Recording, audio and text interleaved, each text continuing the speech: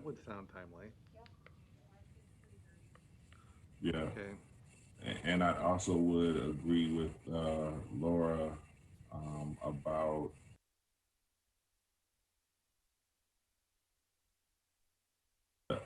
I do.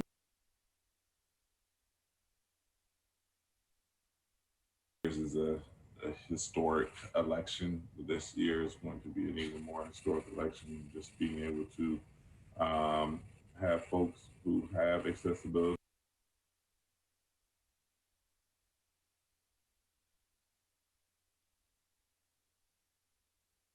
commission, or if they wanted to come in and present, to be able to on how they are able to keep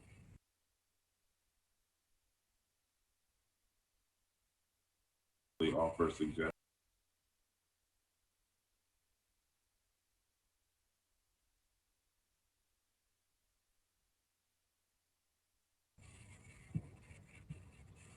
Okay, well, I think we're at time to start. So, high sign from my left, not paying attention to me. Matt?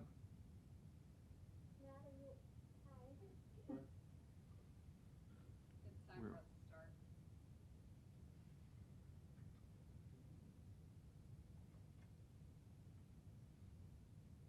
okay. Hello.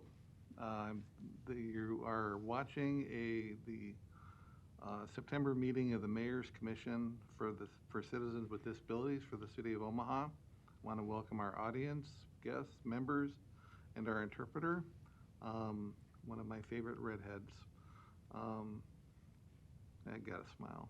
Okay. Um, we're working on our televised rebroadcasts, so hopefully that'll be coming out soon. But if you're watching this, it's much more likely that you've gone to the uh, website at www.cityofomaha.org, clicked on Mayor's Office, and then clicked on Disabilities Commission. Um, Very quickly, I want to talk a little bit about the purpose of the commission.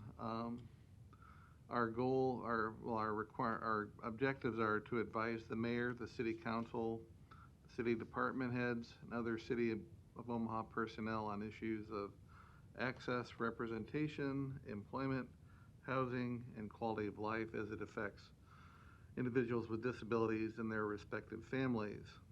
We look to serve as a resource for Omaha citizens with disabilities and their families to bring concerns forward and identify resolutions regarding issues that affect them.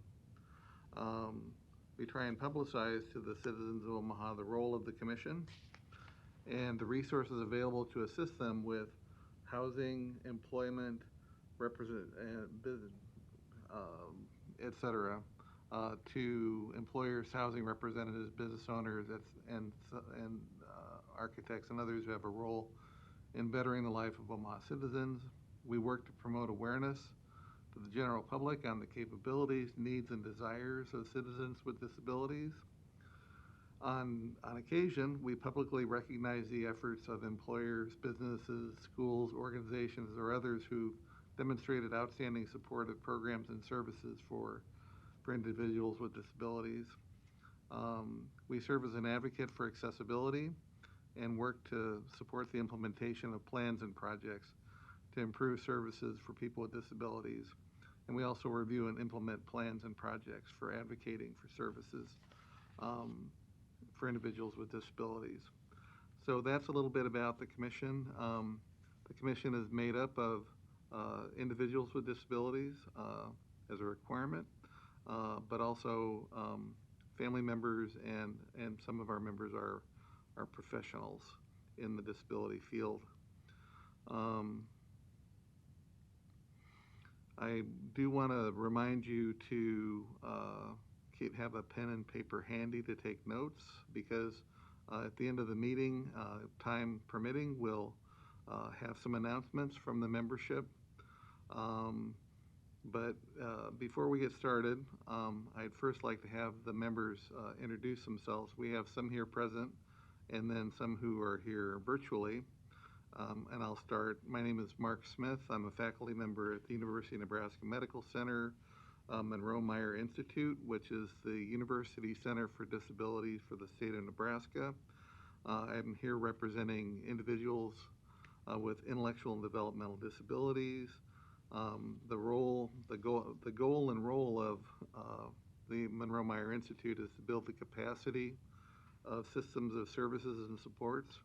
I'm also the parent of and sibling to family members who have uh, in, intellectual and developmental disabilities.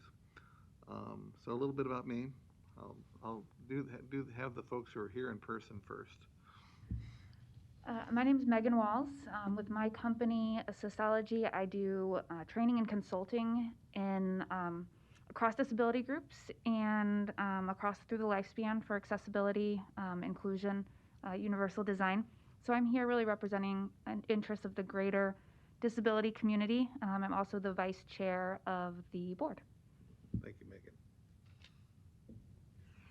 Hi, I'm Rachel Johnson. I work for the Nebraska Department of Health and Human Services, the Division of Developmental Disabilities, and I also live with a spinal cord injury, so I've worked with individuals with developmental and acquired disabilities, and I'm here to advocate for the needs of those populations. Thanks, Rachel. Um, I'll pick folks off of the TV. How about Jennifer?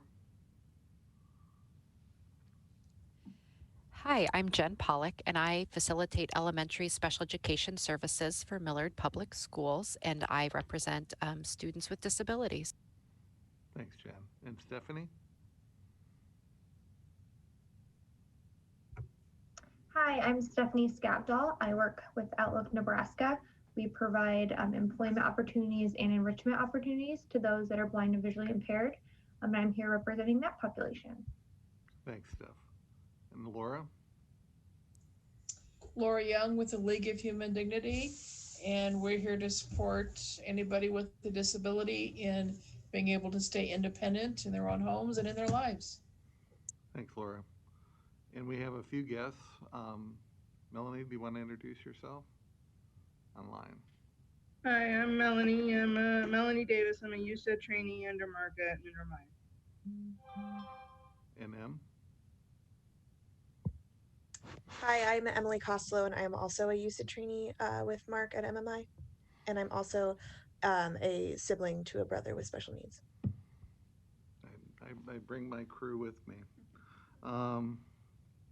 Actually, I'm very fortunate to have such accomplished students.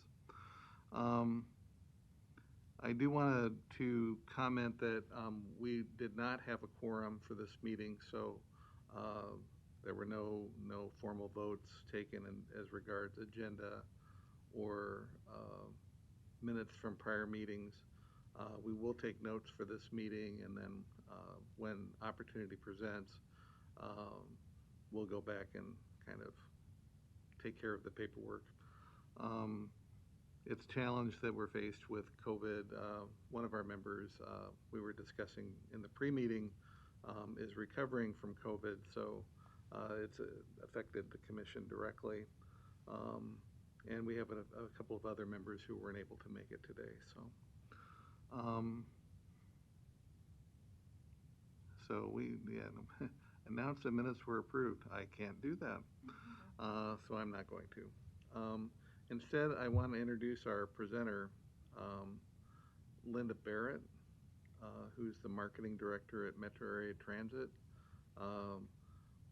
We had a discussion at our last meeting regarding some issues, but also just some interest around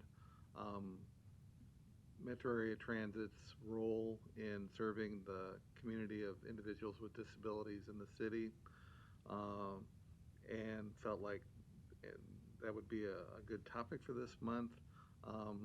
We're really appreciative that Matt was able to provide somebody, on reasonably short notice. But public transportation is vital to so many of the citizens with disabilities in our community, it just felt like that was a natural fit for our discussions, and so I'll call on you. You're welcome. If you have PowerPoints, they can be. No, I don't think we didn't bring anything this time. And, Okay. we're more than glad to come at any time. Little notice helps, okay, to prepare. And I've also brought Mr. Randy Sherping, who is our Moby manager. And well, you want to wait till I'm going to do a little bit. He's going to address the questions that you asked with a little more information. Great. But I just wanted to make sure that people Welcome. understand, in your audience and your clients and that type of thing, that can I move over a little bit? This screen's making me crazy. Absolutely. Okay. How Moby operates. I'm pleased to report that service has been provided for the disabled since the late 70s. Something happened, and I think it might have been a tornado, and it ripped up the city. And the city of Omaha actually received federal funding to operate a service for persons with disabilities. Well, when the funding ran out, they passed it along over to Metro Transit. We're now Metro. And so we've been operating it. And there were lots of things that were, when you tried to service then, things like lift-equipped vehicles barely existed. And if they did, they wouldn't work very well, and there was just horrible things that went on as far as trying to deal with things like wheelchairs, okay? Then ADA came along, and I'm not only the marketing director, but I'm our Title VI official, and I was one of the authors for the Federal Transit Administration of putting together ADA compliance for complimentary paratransit way back in the early 90s when it all happened, and actually traveled the country with a team that went in and helped people to set up systems. We had an operating system, may not have been perfect, and it was limited to life-sustaining activities, work, school, medical. Places like Portland, Oregon had nothing, and they struggled terribly because they had some lift-equipped vehicles, buses. So it was very interesting to see it all start. But Moby is called Complementary Paratransit, and what it is it's a complement to the bus service. So if there isn't a bus route, Moby doesn't go there either. And to put it in, when you ride the bus, you go to a bus stop. And then when you get to your destination, it's another bus stop and you get off the bus. So in theory, Moby, with some plus and minuses, works exactly like that. Your destination, let's look at Dodge Street. Comes from the interstate to the river. Route 2 runs up and down there, and shortly, within about 6 weeks, we're going to be running the orbit system instead along Dodge Street. For Moby to function, it again serves the Dodge Street corridor. But with Moby, it goes 3/4 of a mile north or south of Dodge. And it goes north or south 3/4 of a mile along any route and the terminus. Now, the terminus of the west end terminus of Dodge Street, where our service ends at West Roads, is the interstate. So we're not going to take you or drop you off on the interstate. And on the east end, it's the river. But anywhere along that corridor. And so that goes along 24th Street, the 18 route. I mean, the other thing is Moby operates at the same days of the week, the same hours. So we have some routes, for example, Dodge Street service runs 7 days a week. We have other routes that only run Monday through Friday. Additionally, express service is exempt from the Moby type service, any complimentary paratransit service. The fares are double the base bus route service. Our base route service has been $1.25 since January 1, 2012. January 1, 2012. And Moby went to $2.50. You can have, if your needs require a public PCA, personal care attendant, they ride for free. And then a companion, just like Randy and I might be traveling on the bus together. We don't work for Metro and we're paying our fares. Moby provides the same thing, that you can take, a companion can travel with you, and they pay the same fare. And Randy, how many companions can they have? Up to three. Okay. We've had some people try to have a 6, 7, 8, 9, and 10-year-old be their personal care attendant. That's getting a little shady along the lines there. I mean, if you need a personal care attendant, you need some assistance riding the vehicle, our drivers will assist you in that, getting on and off, okay? If a route is discontinued, a bus route, It's not going to happen, but let's just say there's no more service on Dodge Street. There wouldn't be any Moby service on Dodge Street. On the flip side of the coin, if we add service, then Moby service would be expanded. Currently, we serve Omaha, that's our dedicated taxing authority. We have contracts with the cities of Council Bluffs, Papillion, Ralston, and La Vista. They individually provide their own Moby type service. For example, the city of Council Bluffs comes across the river a couple times a week and takes their Moby type clients over to the med center, to different, for example, for medical trips.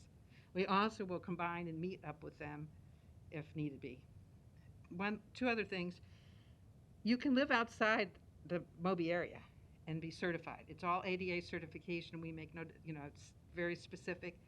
The proposed client fills out information, as does their physician and therapist, right? Can do that. All of that's done, okay? So we have, for example, people that live in Gretna and ways away. They travel in, for example, Valentino's at about 104th and Maple, 102nd and Maple, or Oakview. There are people that are brought there, and then the Moby van meets them and then takes them on to their destination within the Omaha city limits. Do you have any questions on that, or? Just to kind of clarify, so if someone lives outside of the Moby range, that's on a bus line, or they live somewhere where there isn't a bus route. Correct. They can access the services, but they have to get transportation to an access point. Remember, if you live there and you wanted to ride the bus, you would have to get to the bus stop. So usually what resources do you see and the individuals There's a lot of times there's family members. Okay. There's a lot in transit. One of the terms is called the kiss and ride, where one person rides the bus and the other goes on somewhere else. Well, it's the same thing with Moby. It's a kiss and ride. They get there. Always keep in mind that for the person, now there's other transportation services out there, okay? But remember, Moby matches up with the fixed route bus service. Like I said, if there's no fixed route bus service, there's no Moby. And that's not Metro making that decision, that's the Federal Transit Administration out of DOT. But we have people that do that. Also, if you're certified here, for example, and say you're going to go to San Francisco or Phoenix or somewhere else, you can email them, and they will, and we do the same thing here. You can visit somewhere, and your certification is good for 21 days. After that period, you have to then apply for it. And their certification isn't going to be different than ours because there's very specific rules on what makes you ADA certified. So, Linda, as we see are there plans at work right now? I know that Orbit has probably taken up a lot of your attention in the last 3 or 4 years. Would that be fair? The first alternative analysis started in 2012 under the city administration, actually under the city. One other thing, we're not part of the city of Omaha. We're a political subdivision of the state of Nebraska. Right. And that's how we operate, okay, with a dedicated taxing authority. There was an alternative analysis, and actually myself and the new executive director, we wrote the grant that got approved to fund Orbit, okay? It's going to start sometime between now and early November. We've run into everything that could go wrong has gone wrong. Right now, all of our digital signs are sitting in SeaTac off the west coast of Oregon, or is it Oregon or Washington? Okay, it's SeaTac. They can't get the ships in because of the fires, and they're so far behind. So we're told the delivery of the signs could be anywhere between now and 47 days. So it's just, we're doing everything we can to get the service on the street. I mean, the buses are here. They're just beautiful. We invite, we'd be glad to take, if you have a group that wants to try it out, we'll bring it over to you. But they're 60 feet. They're big. People will be boarding from the front. There's tie downs. It's everything the same that's on a regular bus will be happening for the passenger that's wheelchair bound. And that's mainly targeting the Dodge Street corridor. It's strictly along the Dodge Street corridor, from West Roads to downtown. Westroads to downtown. That was. And you may have seen the stations that are they're almost all done along there. But like I said, you name it and something's happened. Every time we turn around, it's been something, we're so close. But then it'll be worth it when it's up Oh and yeah, running. it's wonderful. I don't know, have you seen the vehicles at all? We've been having drivers out on the street. I can't see They're it. I a have. moving art piece. They're very, very, very nice looking. We're very, very proud. If Great. there's no other questions, Randy's going to come up and introduce himself, and then he'll go through those questions that you had. Mhm. And he's a wonderful statistician. Thank you, Linda.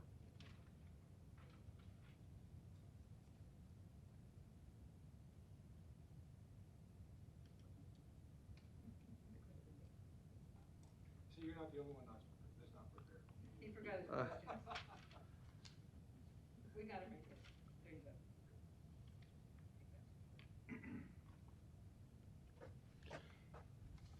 Good afternoon. Hi, Stephanie. Haven't seen you for a while. As Linda said, I'm Randy Sherping. I'm the Moby manager. I have been since May 1st of last year when I came down from Seattle. My experience prior to this was 15 years in security and law enforcement and 20 years in transportation, freight transportation, that type of stuff. My last stint was managing e-commerce for a company in Seattle where we did approximately 90,000 shipments a year with 3 people. So I look at things from a logistical standpoint and how we can better serve our clients, a customer service standpoint. I've spent 10 years at Boeing and went through their continuous quality improvement and world-class competitiveness in all their programs. So I'm very, very keen on making sure that we supply the best service possible to our customers. I think Metro has done a pretty good job. There's always room for improvement, which we try to do every day. So let's get into your questions here. The first one about the long-term or the long waits for Metro or for Moby because of COVID. I'm not sure if that was a certain instance that we're addressing or if it's an overall. I pulled some statistics before we left. Currently, our average trip time is 23 minutes, which is down from 30 minutes last year at the same time frame. Our current wait time, our longest wait time for people that are not on a regularly scheduled trip with a will call is 32 minutes. That could be up to 2 hours, and I'll explain what a will call is. So if you have an appointment with your doctor and you go to the doctor's office and the doctor hasn't completed your appointment by the time we're scheduled to come back and pick you up, your trip goes into a will call service. So we're not going to forget you. We're not going to leave you there until you get to find your own way home. What we do is have you call in when you're ready, and then we'll send a van as soon as it's available over to pick you up. That could be up to 2 hours, but currently we're running an average of 32 minutes. We do everything we can to get people picked up as quickly as possible. As far as one of the questions that was on here about what are we doing to make the ride more secure and comfortable and provide better customer service, we have made large capital investments. You may have seen our first 4 vans of our 17 new vans that we've received are on the road. 5th one just got finished today. We've got 12 more that will be on the road. So by the time those are all outfitted and on the road, our fleet will be 3 years old or newer. So that takes us from a fleet that was 12 years old. And so we're a lot more comfortable. Don't have to worry so much about the air conditioning in the summertime.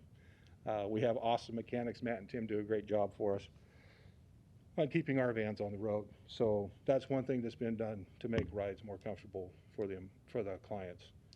When you call up to make an appointment, if you're not familiar how the Moby system works, they call customer service, schedule a pickup appointment. So if Mr. Smith calls up and says, I want to be picked up at noon, our customer service people look at a schedule and say, oh, well, we don't have any slots available at noon. Would you be able to be picked up at 12:15 or 12:30? How about 11:45? That will work. So once we establish that pickup time, we have 15 minutes before that pickup time and 15 minutes after that pickup time to arrive. That's our 30-minute pickup window. All of our operators are trained to try to hit the pickup window at the front end of the window so that we don't run late for other customers. Once we arrive to pick up a client, that client has 11 minutes from the time the van arrives to get to the van and loaded for us to head on down the road. ADA rules and regulations call for a 5-minute window, but Metro has allowed an 11-minute window because we don't want to have to leave clients behind because it causes all kinds of issues. Our operators are we operate a door-to-door a curb-to-curb service, except for those that have special needs, people with limited sight or vision disabilities, or that might need extra assistance to get to and from their door. We will provide that to them, or if it's requested, we will provide that to them. But typically, we are a curb-to-curb service. As far as safety and security also, in July, we just completed, all operators, dispatchers, and myself completed a 6.5-hour training course on ADA rules and regulations and properly securing wheelchairs and strollers, or not strollers, scooters and walkers and vans to make sure that in the case of a sudden stop or the driver having to take evasive action, that those don't become flying projectiles.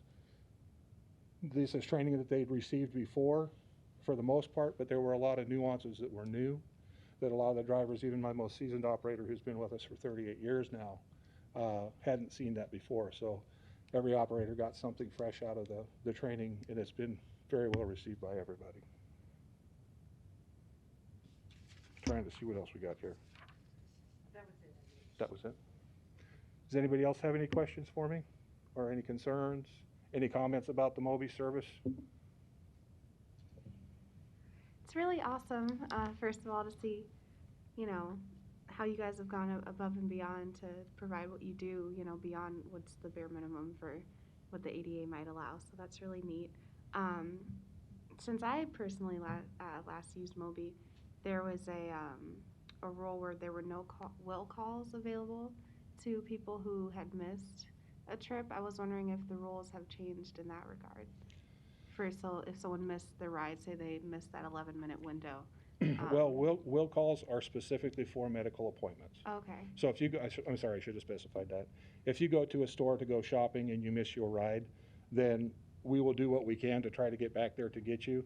But since our schedules are done a day in advance, everything is locked in at 4:40 the night before. We have other clients that are waiting to be picked up, so we don't always have the availability to come back and pick you up. So if it's not a medical appointment, need to make sure that you're out there.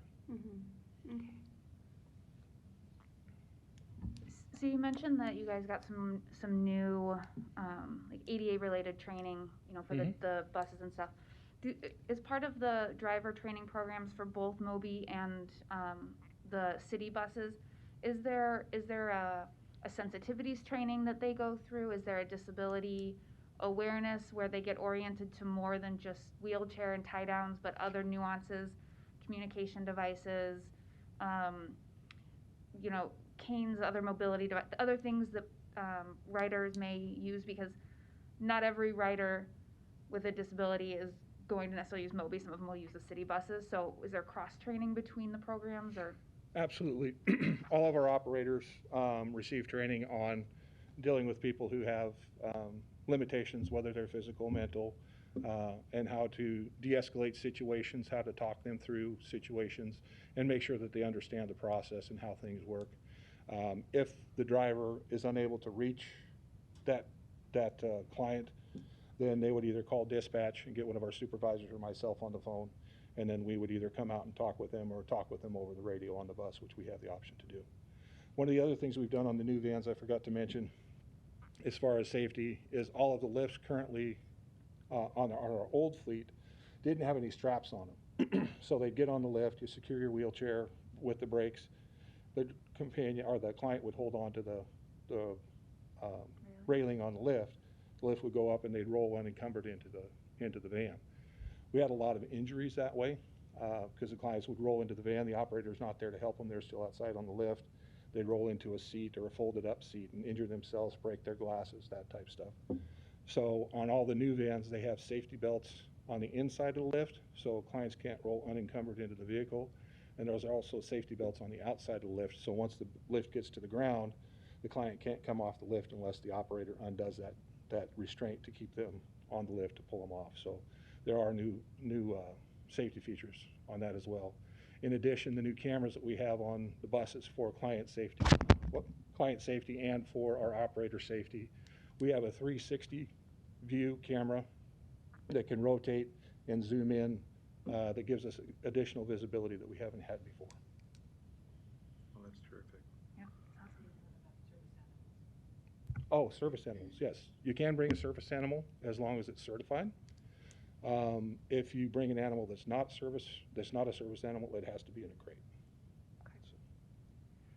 And just one of the questions on here, I think we've mostly covered it, but just to officially clarify, as bus routes may grow because of the growth in different areas and developments going on, as bus routes grow and extend, the MOBI opportunities grow and extend, correct? For standard routes. Express routes, no, but standard routes, yes. Okay.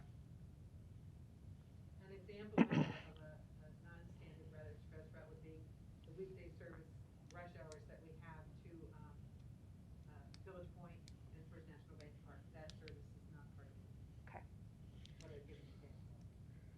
And at past forums I've been at, I've had the question about, well, I'm only 150 feet outside the 3/4 mile line. Can I get to Moby? And we'll let them know, like Linda said, if you can get inside the service area, we'll pick you up. But we don't want you out there standing in the cold or the heat. So preferably we'd like to have somebody drop you off. I mean, that's up to you, however you want to do it. But if we expand our service for one corridor, we have to expand it for all corridors. So it might not seem like a lot to go from a 3/4 of a mile to a mile, but that extra 1/4 mile, you're looking at about another 4 or 5 vans to service that area, and about 7 operators. So it is quite cost restrictive to do that type of thing. I guess one question that I had, you know, the commission members are selected because of our connection to the disability community within Omaha and the surrounding areas to a degree. And so we talk to people a lot. And the question comes to mind as to how this group can support Metro Area Transit in your goal, I mean, your laudable goals and missions in terms of the orbit system and what that pretends, you know, you're upgrading Moby and looking at future planning. Are there things that we can be thinking about or communicating to you that would help you in your mission? Most definitely. Yeah. There's no way that we can be everywhere. There just isn't. I listened to you, and I want to share with you just real quick. You're talking about fair housing. You're familiar with MAPA, the Metropolitan Area Planning Agency. Mm-hmm. They have an equity council on that, and they're taking a very specific interest in fair housing. So I'll send you the contact people. They have a whole group, 10, 12 people. That's all they deal with within their organization. I'm thinking of a possible presenter. Equity Council? Yeah, they did fourth. I should know they're lease space in our building, but they're just finishing up on this huge study that they did. It was like 4, 5, 6, 7 years, and one of the things was an equity council, and there were different people there on it. Now they've narrowed it. They're focused down. The primary interest right now, the very big need in the metropolitan area is fair housing. Mm-hmm. Huge need. So I'll send you the contact names.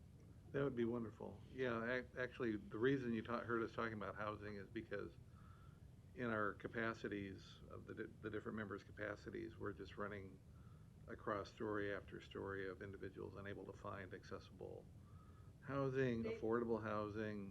We have people that call us and ask us, do we know and stuff, and then there's a lot of things that we need to be involved in. Randy can tell you all the nightmares he has with canopies. They build these places and they don't look at. We can't get the vans in. You know. My vans were not made as convertibles, even though I have some drivers that try to make them so, but that's not the way that they were purchased. You know, at the hospital, at the I got to think which one it was. We couldn't get close enough because for the VA, we couldn't get under the canopy. You know, we have to have tall vehicles. How tall are your vehicles? 10.3. 10 feet 3 inches. So if we typically want to have a 10-foot 6-inch clearance, just because you never know what's going to happen with snow and ice and that type of stuff. But our bands are all 10-3 tall. Still sounds like you're cutting it close to me, but That's the bare minimum. So I understand. And one of the other things that Randy brought up, and our drivers are extraordinarily dedicated, especially with when we become extremely close to their passengers, this or that, or they move, or whatever happens and they're gone and stuff. But one of the toughest things that we have, especially with winter coming on, is early morning. We're taking people to places, they won't open the doors for them, and we can't wait with them. So we leave them in the freezing cold. The schools are terrible about that. The public schools is terrible. but even dialysis clinics, that type, we don't open till 5 or till 6 o'clock. Well, we're here at 5:30. We don't want to leave this guy outside. It's 20 below zero. What do we do?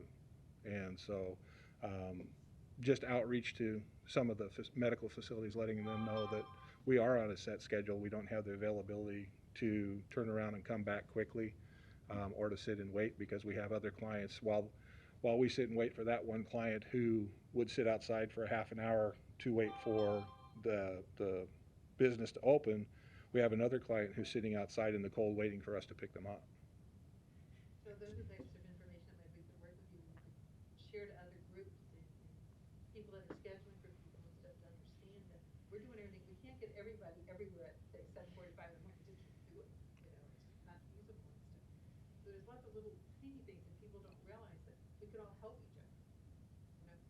There have been a few times when we were really tight on schedules and people had the opportunity for work. Well, we're more than willing to call someone and say, this is how it works. If they could start their shift 15 minutes earlier, we can get them there every day.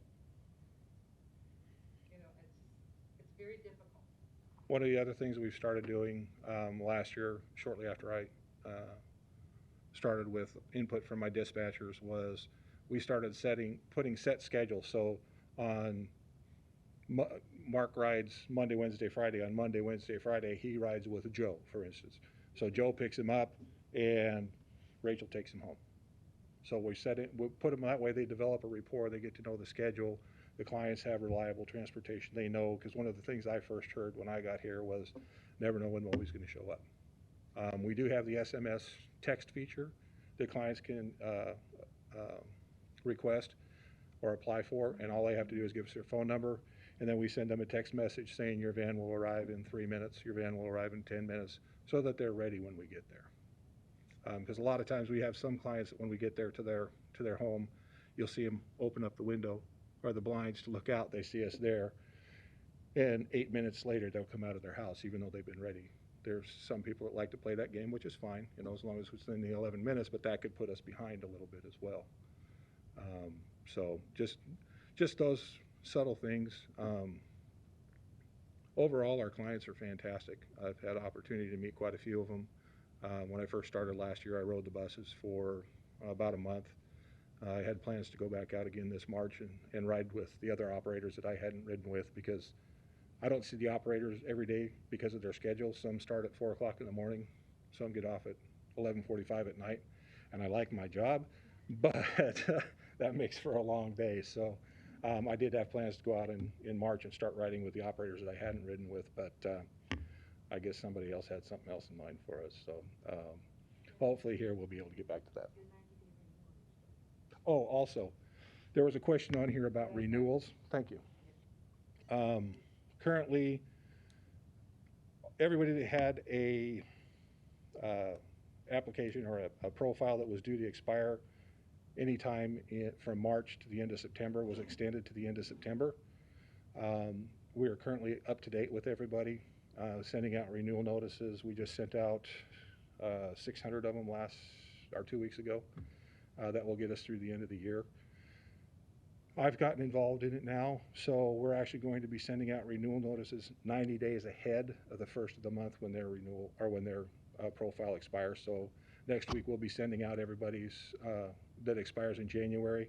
They'll be getting the renewal application packet, so it has everything, and they have time to get in with and see their doctor, get all their certifications, and get it back to us so that there's no lapse in their coverage. And that's something that we're just starting here next week, so that will help out with that.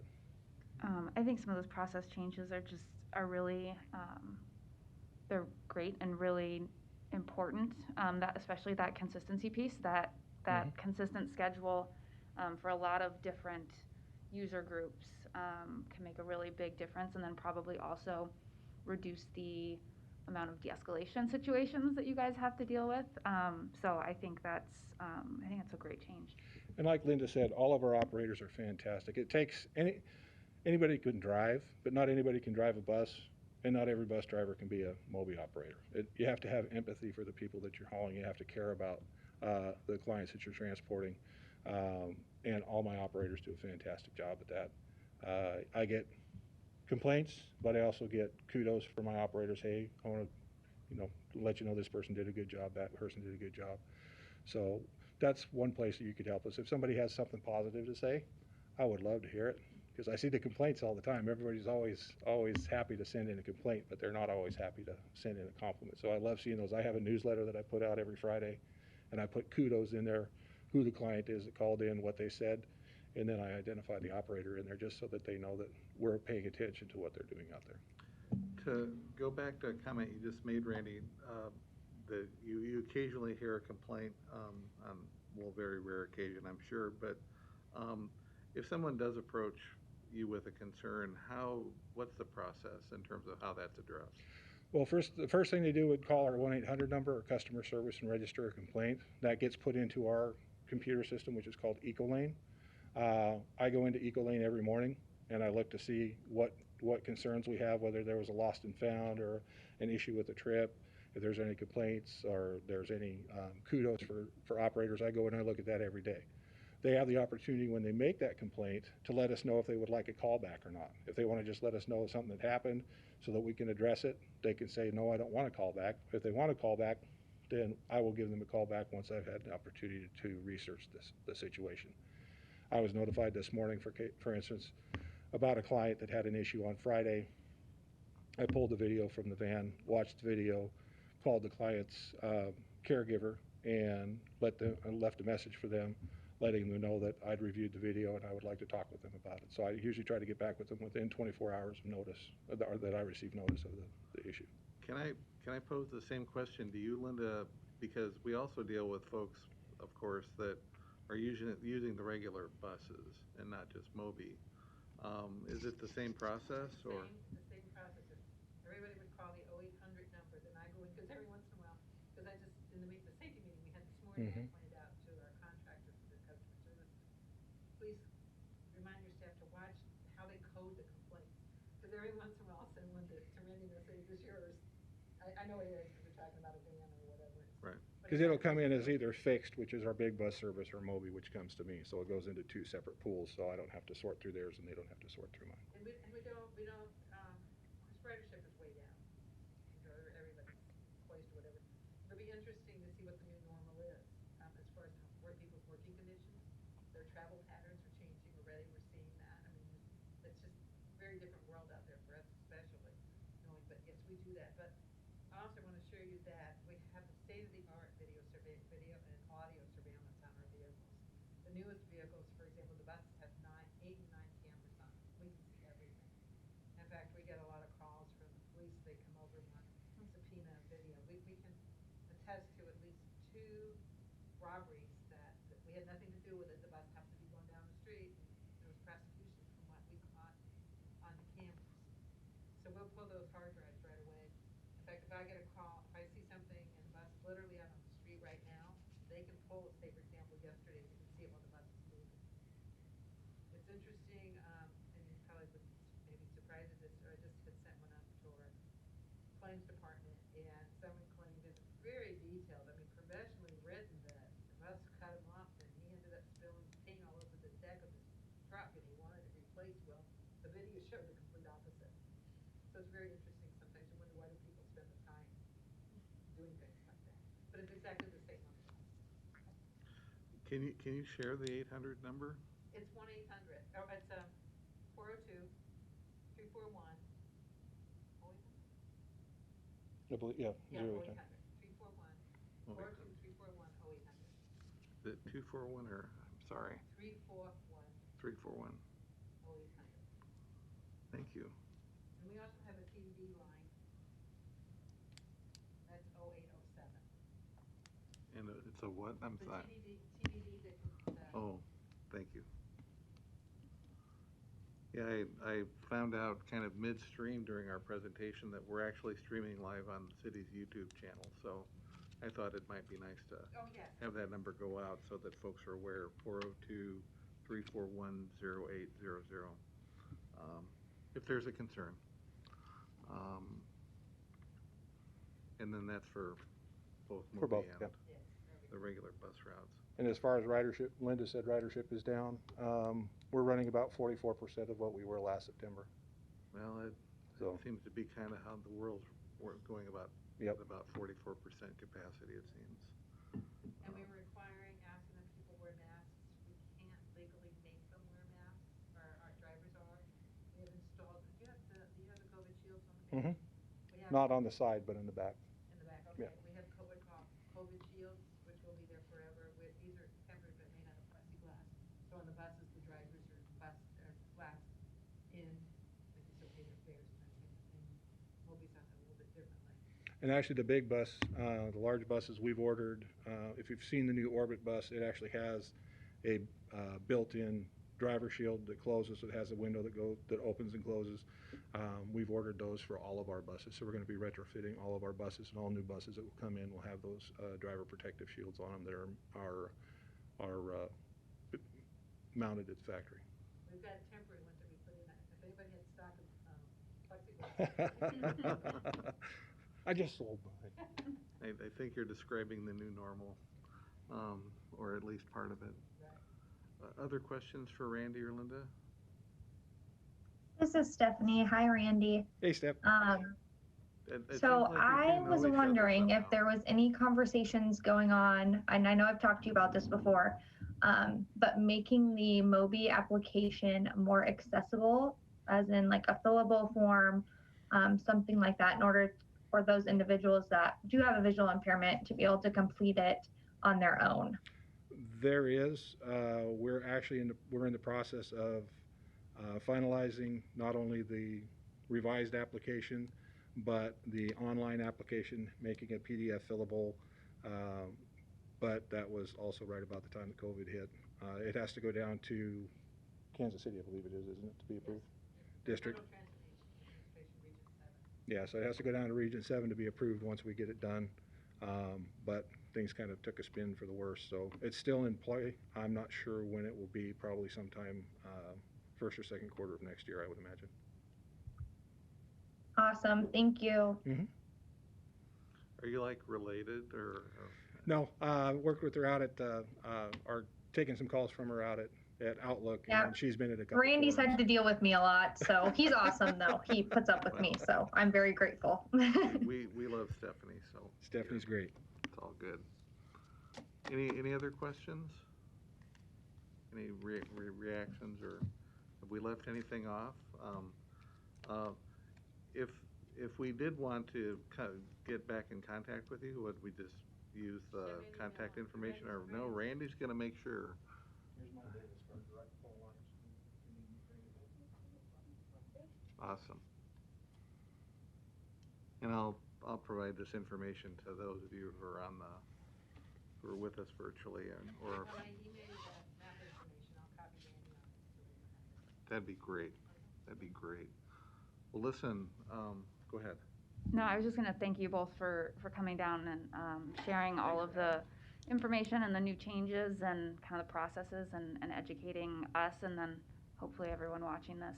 It's really, as you know, transportation is key to so many different areas of life. So for people to know how to access it and what the processes are is really important. So thank you. Well, we appreciate that. And we're available anytime. If you have any questions, you just want to shoot us, we'll get back to you. Not shoot us an email. We inform you. We'll inform you. We won't shoot you. Actually, that was Megan stole my thunder, but go ahead, Linda. I have one more thing. I don't know how many of your clients or know, but we have partnerships, for example, with Nebraska Medicine and UNMC. All staff, faculty, and students ride for free. Moby's included. The same with UNO. Same with MCC, Clarkson College. Mm-hmm. People that I just have to remember my, I just have to remember my ID, or else they. I can't do everything. No, again, to, not to just repeat Megan, but thank you very much for taking the time to come down. I think this is really helpful. This will be recorded, as well as the fact that it's being broadcast today. And um, the hope we have is that we can support um, your efforts in terms of providing, again, what is a critical service to the folks that we're here to represent. So thank you very much. Well, thank you. Thanks for having us. That's awesome. Um, and we will endeavor to ensure that this information is made available to our viewers and audience. We're at a point now where we have a few minutes. We can go around and see if folks want to have any announcements. I'll start virtually this time. Jennifer? No major announcements right now. We're plugging away and almost done with our first quarter of school. So we're doing well. Unbelievable. And you're still, you look happy and are smiling, and it's kind of amazing. You know, you got to come in with a positive attitude. Absolutely. Laura? Nothing new here. We still have COVID supplies. If you qualify for our services, we're happy to share those at no cost. Thank you, Laura. Give us a call. I've got your number. Stephanie? Nothing new to report over here. Okay, thank you. Meg? Yeah, so I learned that all things, tracking in the right direction. On Saturday, November 21st, Emmanuel in Gina Munson from Emmanuel, in partnership with Holland Ice at Baxter Arena, are putting on a sled hockey learn to skate clinic. So for youth and adults, they're going to have 2 different sessions, and their hope is to get people introduced to the sleds and learn how to get those beginning stages of ice sled hockey. So that'll be Saturday, November 21st. I think registration is open. She did not provide me the website this morning, so I can get that and help me put it in the notes. But you could also reach out to Gina at Emmanuel for more information.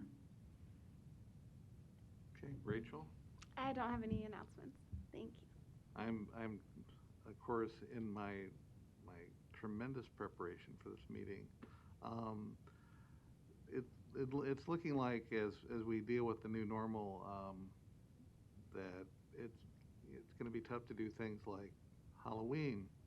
But I can tell you that on October 25th from 2 to 4, the Monroe Meyer Institute at our new building, which is not open yet, but it's getting there, is going to have a drive-through trunk or treat where folks don't have to get out of their cars, and we'll have the cars are decorated, so it's kind of fun, and we'll have folks there that are available to kind of pass out the candy without having to get in contact. That's at 6902 Pine Street. Again, that's on October 25th. It's from 2 to 4.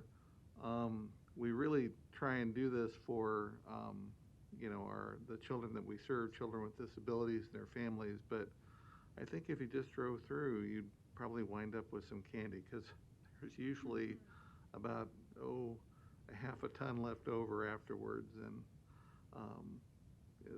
it's a nice opportunity to give back to the folks that we represent and serve. So, anything else for the good of the cause? I can't get Kat to look up from her computer, so I don't know what she's thinking. But anyway, thank you. I can tell you that we're looking at trying to identify, we have a couple speakers in mind to talk about accessible housing for our October meeting, which will be the last Monday in October. The broadcast will start at 3:30. And thank you for watching today, if you did, or in the future if you pull it off of the website. Given we're in an informal circumstance, I will call us adjourned for the day. Thank you.